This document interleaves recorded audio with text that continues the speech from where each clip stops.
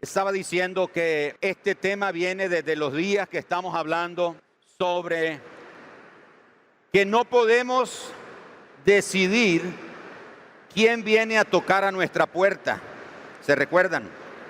Pero sí podemos decidir si entra o no. Si entra o no. Y dijimos que la puerta representa el corazón, los pensamientos, en una palabra representa nuestra vida.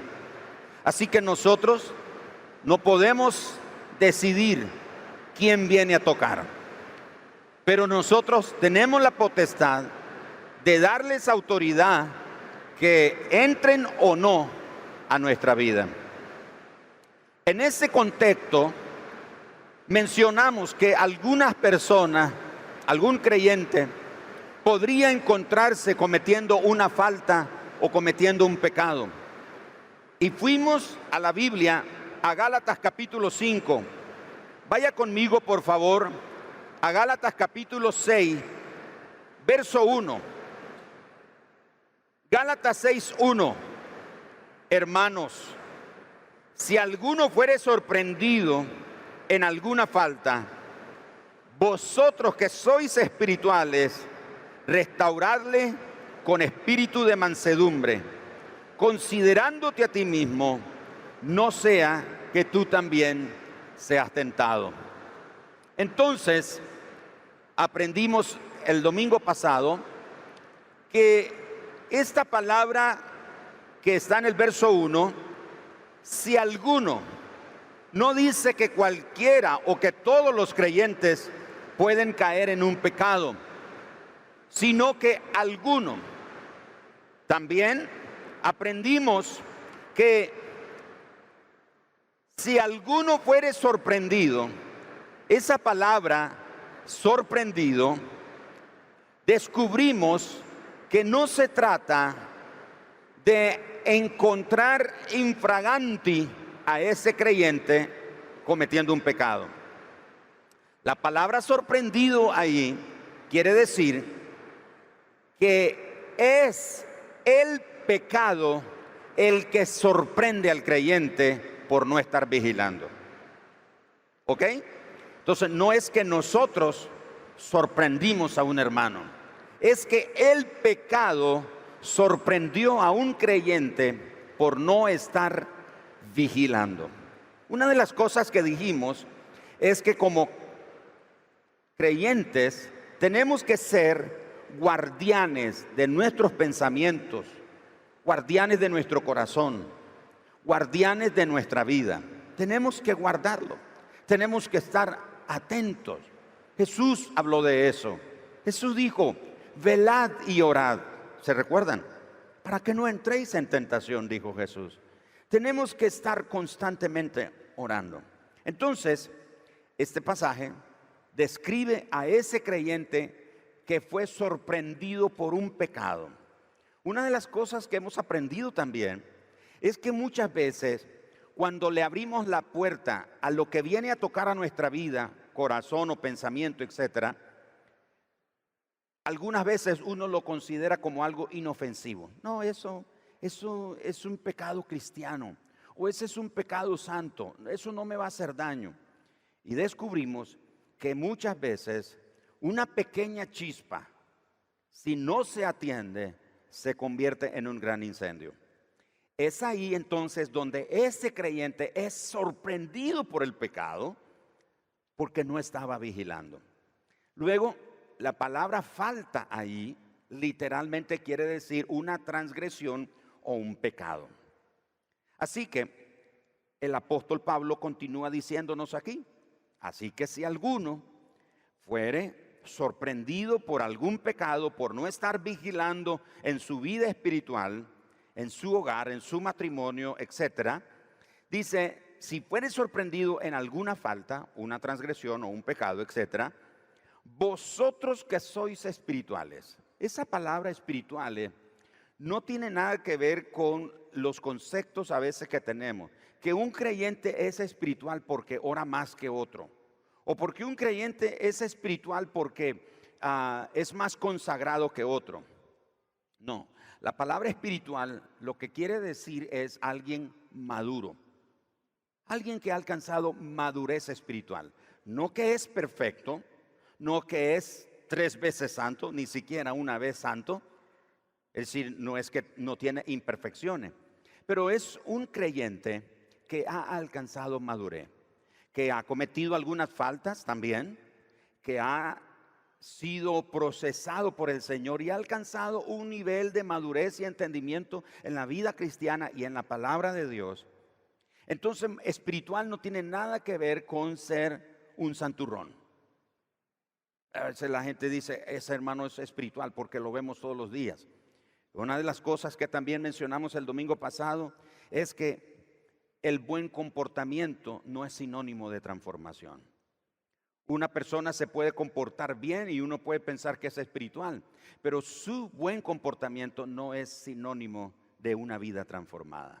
Entonces Pablo dice, ustedes que son espirituales, los que han alcanzado madurez, ¿qué es lo que tienen que hacer? Él dice entonces, restáurenlo.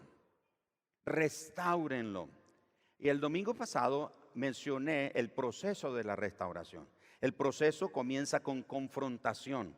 Confrontación no es pleito, no es avergonzar al creyente que pecó, no es exhibirlo públicamente. No, confrontarlo es traerlo al convencimiento de su pecado.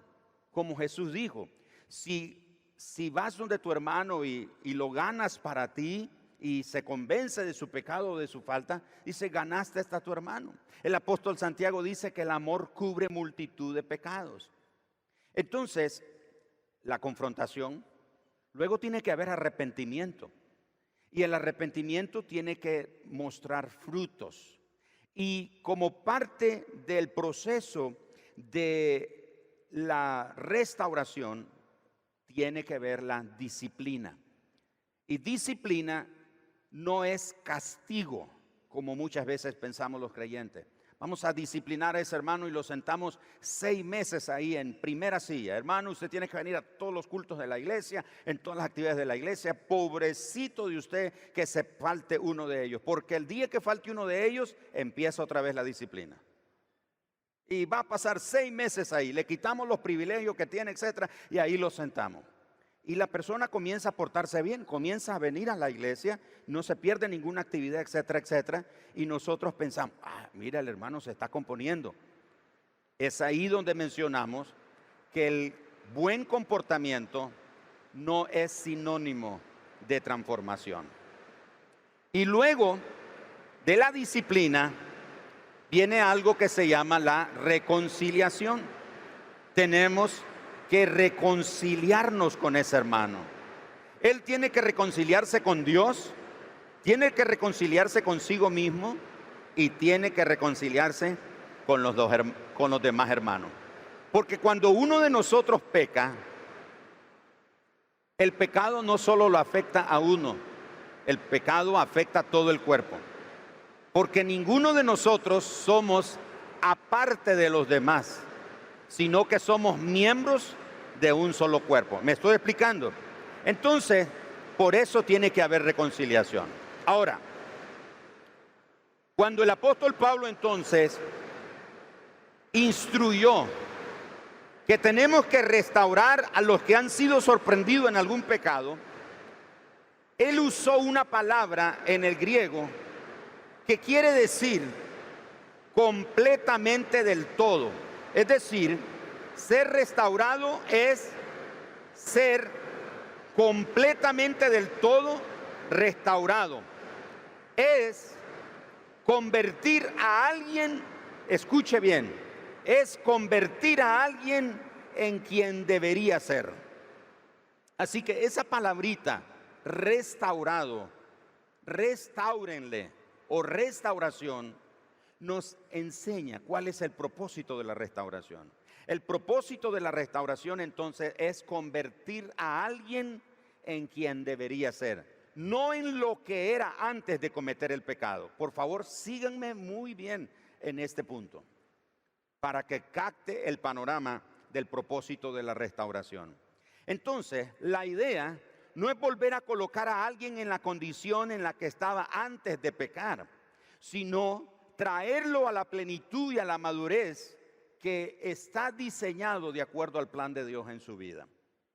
Así que, si un creyente peca, antes de pecar, pues él llevaba una buena vida con Dios, etcétera, etcétera, y bueno, comete una falta. El apóstol Pablo dice, restáurenlo. Entonces, cuando lo restauramos, no es regresarlo a su condición antes de haber pecado. ¿Me estoy explicando? Restaurar quiere decir llevarlo a la condición a la que él fue diseñado. En otras palabras, no lo tenemos que regresar a su condición antes de pecar, sino a un lugar o a la posición a la que él debería de ser llevado. El Evangelio no es una historia sobre cómo Dios redime a la humanidad para volvernos a llevar al huerto antes del pecado. Fíjense bien, el propósito del Evangelio no es volvernos a llevar antes del pecado en el huerto del Edén. ¿Me estoy explicando? Usted y yo somos salvos no para que regresemos a nuestra condición antes de la caída. Ok, entonces soy salvo, el Señor me perdona, me arrepiento, etcétera. Y ahora entonces regreso a mi condición de mi primer padre natural, Adán, antes de haber pecado. Entonces, pensamos que la restauración es volver a la persona antes del pecado de Adán. Les tengo noticias. Los que estaban en el huerto, nuestros padres, Adán y Eva, ellos no habían sido probados y por eso fueron fáciles de engañar. Ellos no eran espiritualmente maduros, no eran los hijos sabios que fueron diseñados a ser. Estaban dispuestos a creer, al igual que nosotros, las mentiras que el diablo dice sobre nuestro Padre. Estaban propensos a imaginar que Dios o que su Padre estaba reteniendo algo bueno y que ellos podían gobernar y podían reinar sin Dios. Porque eso fue lo que el diablo le dijo a la mujer y a Adán, que Dios les estaba reteniendo lo bueno y que si ellos se rebelaban contra Dios, ellos podrían gobernar y reinar sin Dios. Así que la restauración, hermanos, de nuevo, no tiene que ver con volvernos a nuestra condición antes del pecado. La restauración tiene que ver con ser transformados y ser traídos a la plenitud y a la madurez de acuerdo al diseño que Dios tiene para nosotros. ¿Qué significa entonces ser transformados? ¿Qué significa traernos a la plenitud y a la madurez según el diseño divino? En una palabra sencilla, ser restaurado significa, escuche, que después de ser restaurados nos debemos parecer a Cristo.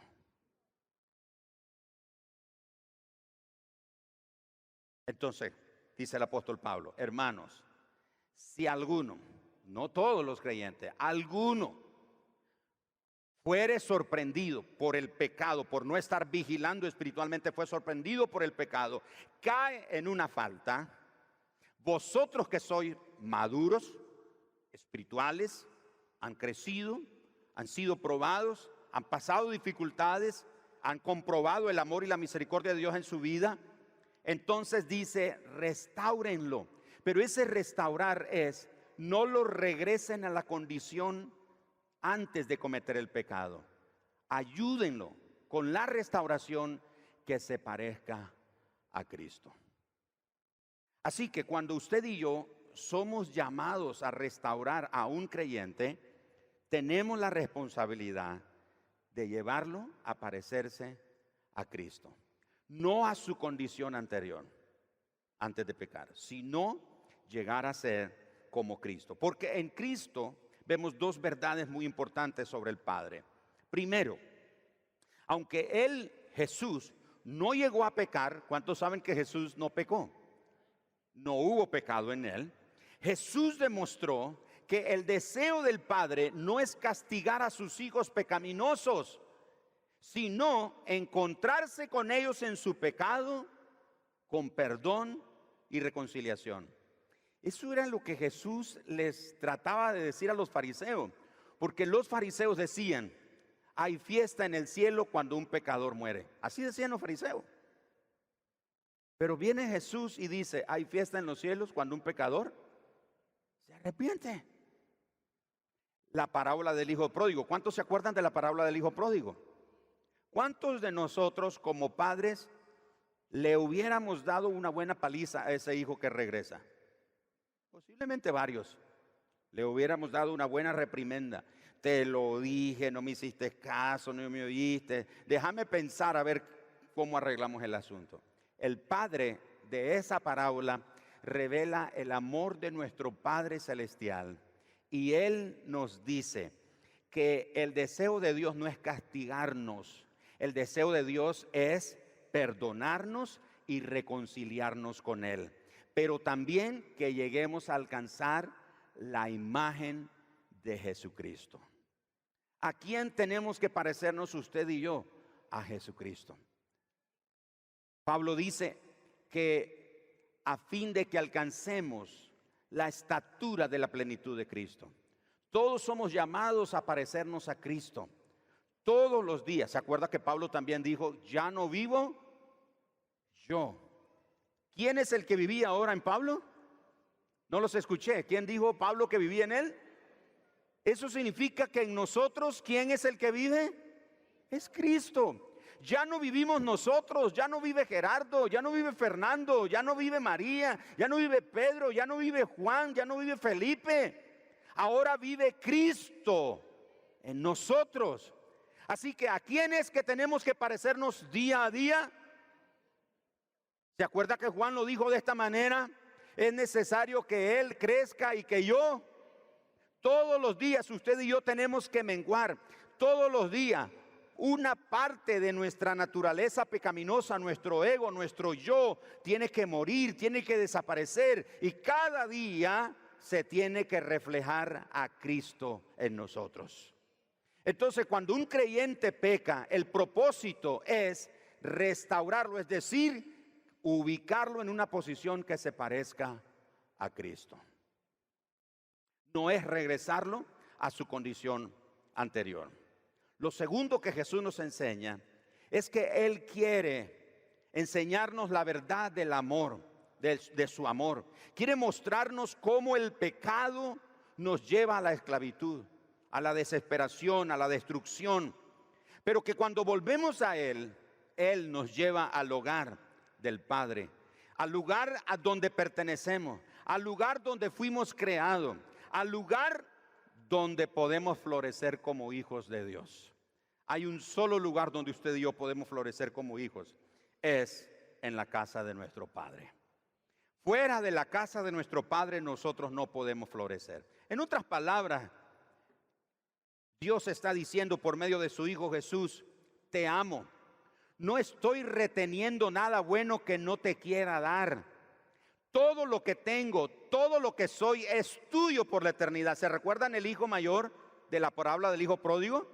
Si nunca te pedí un cabrito para comerlo con mis amigos, y haciendo pucheros y enojado con su papá. Y el papá le dice: hijo, todo lo que tengo, ¿de quién es? Le dijo: es tuyo. Si no lo has tomado es porque no has querido.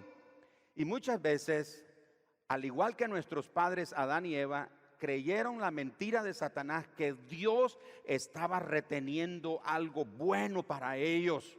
El enemigo nos hace creer a nosotros los creyentes que Dios nuestro Padre está reteniendo bendiciones y cosas buenas para nosotros. Sí, mira, a ti no te va bien, al otro mira cómo le va, y mira que él ni va a la iglesia ni cree en Dios, y mira cómo, y tú que eres hijo de Dios, seguro Dios no te quiere dar las cosas que tú te mereces. Y nosotros caemos en la trampa, caemos en la mentira por no estar vigilando, y podemos ser sorprendidos por el pecado. Así que nuestro Padre dice: todo es tuyo. Aun cuando no tienes fe, yo soy fiel. Aun cuando crees mentiras sobre mí, yo sigo yendo tras ti con la verdad de mi amor. Nada que hayas hecho cambia mi amor por ti, te dice Dios. Has sido creado para mi amor. Puedes confiar en mí. Deja de correr de mí y corre a mis brazos, te dice Dios. Si ustedes van conmigo a Génesis, por favor, vayan rápido conmigo a Génesis capítulo número 2. No tenía en mis notas este pasaje, pero sí quiero dejarlo aquí destacado. Génesis capítulo número 2, verso 16 y verso 17. Dios en el huerto crea al hombre, lo ubica en el huerto. Y el verso 16, y mandó Jehová Dios al hombre diciendo, de todo árbol del huerto podrás comer. Digan conmigo, de todo árbol. Eso, así lo dice. Verso 17, mas del árbol de la ciencia del bien y del mal no comerás, porque el día que de él comieres ciertamente morirás. Escucha lo que Dios está diciendo. Capítulo 3, verso 1. Pero la serpiente era más astuta que todos los animales del campo que Jehová Dios había hecho, la cual dijo a la mujer, con que Dios os ha dicho, no comáis de todo árbol del huerto. La pregunta, ¿es verdad que Dios dijo que no podíamos comer de todo árbol del huerto? Respóndanme, estoy haciendo una pregunta. No, y entonces ¿por qué le creemos al diablo? Eso fue lo que le pasó a Eva. Eva le creyó una mentira al diablo. El diablo puso palabras en la boca de Dios que Dios no había dicho. Dios dijo que de todo árbol del huerto se podía comer, excepto del árbol de la ciencia del bien y del mal. Por eso el diablo dice, con que Dios os ha dicho no comas de todo árbol del huerto. En otras palabras, la serpiente está diciendo, ¿ya te diste cuenta? Dios no te ama. Porque si Dios te amara, Él te diera todas las cosas que tú te mereces. Si Él te amara, tú tuvieras todos los deseos de tu corazón. Lo que pasa es que Dios está reteniendo de ti cosas que a ti te gustan. Él no es tu padre como Él dice que es. Él no te ama como dice que te ama. Y entonces la mujer, verso 2, y la mujer respondió a la serpiente, del fruto de los árboles del huerto podemos comer, pero del fruto del árbol que está en medio del huerto, dijo Dios, no comeréis de él ni lo tocaréis para que no muráis. Entonces la serpiente dijo a la mujer, no moriréis, en otras palabras, mentira. ¿Qué dijo Jesús del diablo cuando los fariseos decían que eran hijos de Abraham? Jesús le dijo, de vuestro padre el diablo, hijos sois. Y como vuestro padre es mentiroso, ustedes mentís. Porque cuando miente, dijo Jesús, de suyo habla, porque padre de mentira es. Y aquí la serpiente dice, no es cierto, eso no es cierto. Verso 5, sino que sabe Dios que el día que comáis de él serán abiertos vuestros ojos y seréis como Dios, sabiendo el bien y el mal. Dios dijo que el día que comieran de ese fruto iban a morir. Y la serpiente le da otra mentira. Primero dice que Dios dijo que no podían comer de todos los árboles, de todos los frutos. Esa fue una mentira, primera. La segunda es que él dijo, no es cierto, no van a morir. Lo que pasa es que Dios sabe que el día que coman van a ser como él.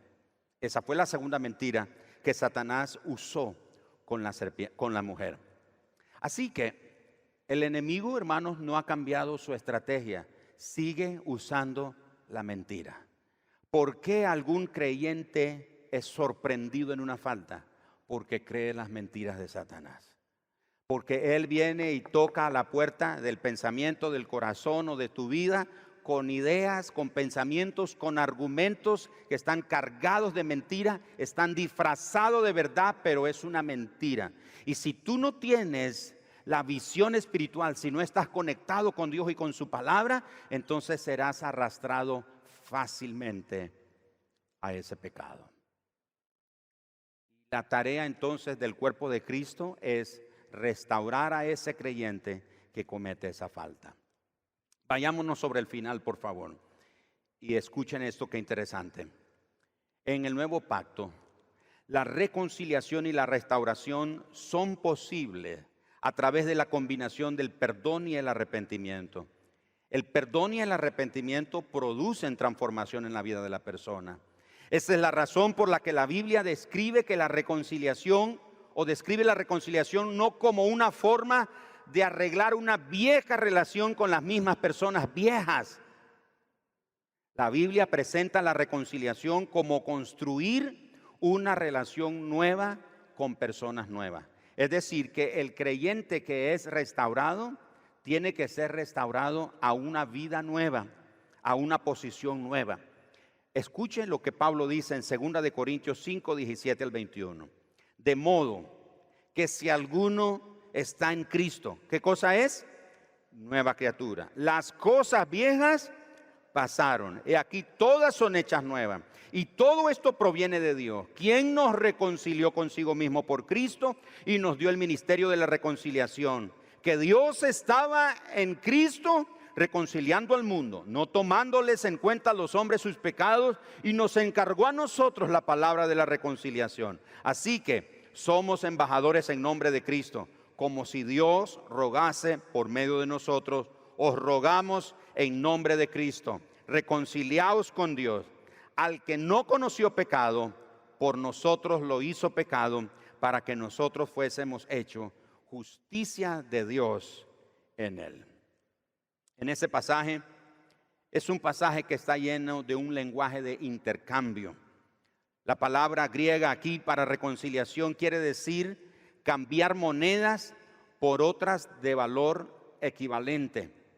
Eso quiere decir que Dios nos perdona al quitar nuestro pecado de nuestra cuenta y colocar nuestro pecado a la cuenta de Jesús. Pero Él toma la justicia de Jesús, de la cuenta de Jesús, y nos la aplica a nuestra cuenta. Al hacer eso, Dios intercambia la antigua creación con la nueva creación. Intercambia nuestra antigua relación con Él con una totalmente nueva. Y durante el proceso, Dios revela su gran valor por nosotros y nos trata como si tuviéramos un valor equivalente al de su Hijo. En la reconciliación a la que todos hemos sido llamados por medio de la fe, después de arrepentirnos, reconocer nuestros pecados, somos reconciliados con Dios. En ese momento, Dios nos está tratando con un valor equivalente a su Hijo. En otras palabras, en la cruz, Dios trató a su Hijo como debía tratarnos a nosotros.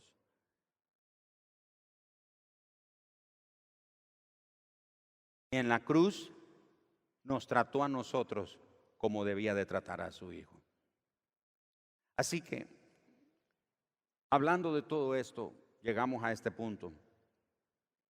¿No cree usted que vale la pena velar, perseverar, para no caer en ninguna falta, en ninguna transgresión, en ningún pecado? A veces decimos, es el diablo, me tiró una cáscara de plátano y me caí. Me resbalé, tuve un resbalón, tuve una caída, una falta, y le echamos la culpa al diablo. Y aunque el diablo sabe que no es su culpa, a él le encanta que nosotros le echemos la culpa a otra persona. Ah, es mi esposa, es mi esposo, es mi hijo, es mi papá, es mi mamá, es mi vecino, es mi hermano, es el pastor, es el líder, es el otro hermano. Le echamos la culpa a todo el mundo y nunca asumimos nuestra responsabilidad. Y el enemigo se deleita en eso, al ver que todos nos estamos acusando el uno al otro. Y en ese proceso de acusación de uno a otro, no podemos experimentar la restauración. El propósito de la restauración, entonces, es que usted y yo nos parezcamos a Cristo. Por eso la vida cristiana es un proceso. La vida cristiana no es un maruchan. Metemos al microondas, le damos unos segundos y ya está cocinado. La vida cristiana no es así. La vida cristiana es una jornada donde a veces estamos escalando, a veces vamos por un valle de dificultades, enfrentamos todo tipo de adversidades, pero en todo ese proceso estamos aprendiendo, estamos siendo madurados, estamos siendo perfeccionados. Hay momentos cuando el Señor entonces nos sube y ese proceso de subir no es fácil. La vida cristiana ¿se acuerdan? Hacía años se cantaba en las iglesias, no sé si se sigue cantando en muchas iglesias, un corito que decía: vamos escalando peldaños. ¿Cuántos se acuerdan de esa canción? Vamos escalando peldaños. La vida cristiana es así, Por eso tenemos que estar atentos, velando. Si alguno de ustedes, si alguno de nosotros hemos cometido una falta, un pecado, no le echemos la culpa a nadie más. Admitamos que hemos dejado de velar. Nos hemos dormido en nuestros laureles. Hemos convertido en común lo santo. No le damos prioridad a las cosas que deben de tener prioridad en nuestra vida. Entonces estamos propensos. Así que el propósito de la restauración, el propósito de Gálatas 6:1 no es castigo. El propósito de Gálatas 6:1 es sanidad, es restauración. Cometió una falta, lo vamos a restaurar, pero tiene que parecerse a Cristo. Lo vamos a llevar a una posición que se parezca más a Cristo, no a su condición anterior.